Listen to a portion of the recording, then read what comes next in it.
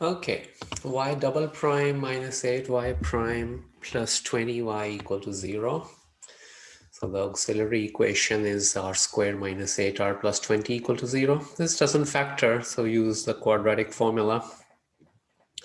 So it'll be 8 plus minus the square root of the square of negative 8 is 64, minus 4 times 1 times 20 is 80.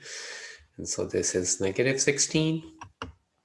And the square root of 16 is 4, but if you have negative 16, you take the square root, you get an I because of the negative. So the square root of negative 16 is 4i.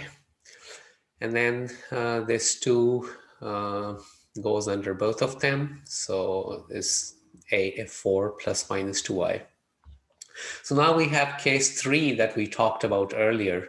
And well, there I showed you a form, but this is a simplified form of that one. And this is the one that your software wants.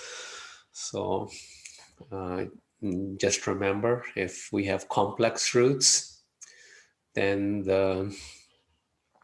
okay, let me just copy. Let me just show you over there. So originally, I had given you a form that if the complex roots are a plus ib and a minus ib, and that was a longer form, and this is a simplified version of that. So this is the one you will use for the software. So c1e to the at cos bt plus c2e to the at sine bt, and a is the real part of the roots and b is the imaginary part of the roots, imaginary part of the positive root. Okay, by positive I mean the one which has the positive imaginary part. All right, so now let's go to there. So c1e at cos bt. So now we substitute.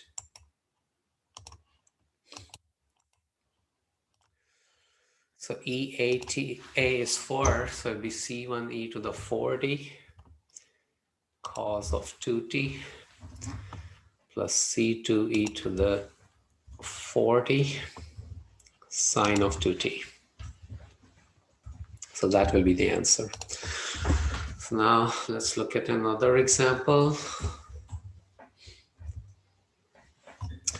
And that is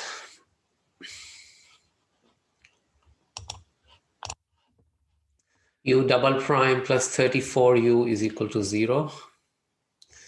U double prime plus 34u is equal to 0.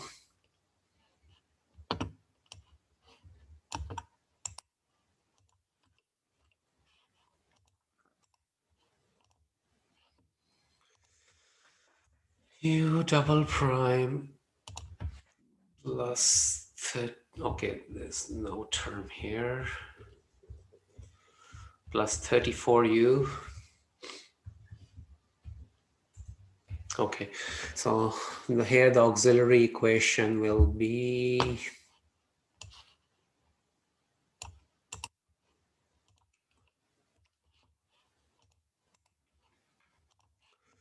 r squared plus 34.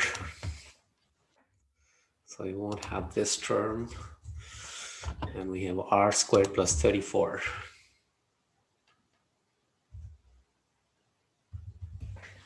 Is equal to 0.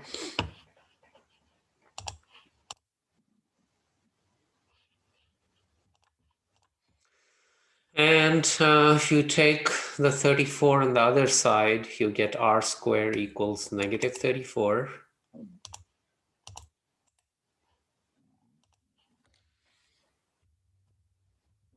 And then when you take the square root, you will be taking square root of a negative number. So you'll get plus minus square root 34i.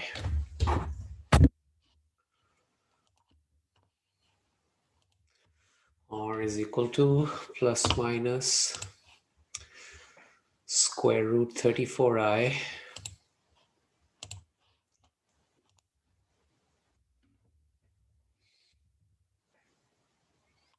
Or if you want to write to avoid confusion, you can write the I over here. It doesn't matter. You can write it after the 34 or after the 34 square root or before the 34 square root. So the general solution, again, we have complex roots now. And this is the general solution.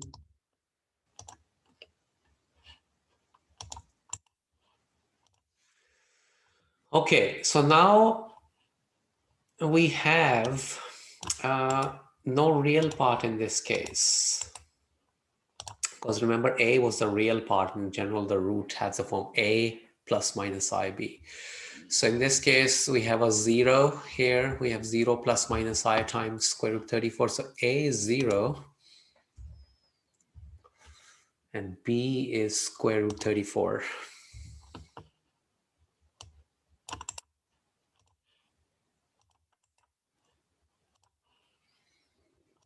0,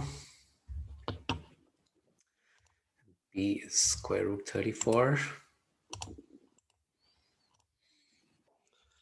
And then e to the 0t is just 1. So this term will go away. So you will just have c1 cos square root 34t plus c2 sine square root 34t.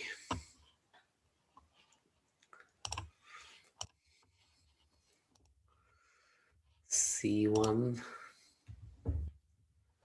cos square root 34. Remember, t is outside the square root plus c2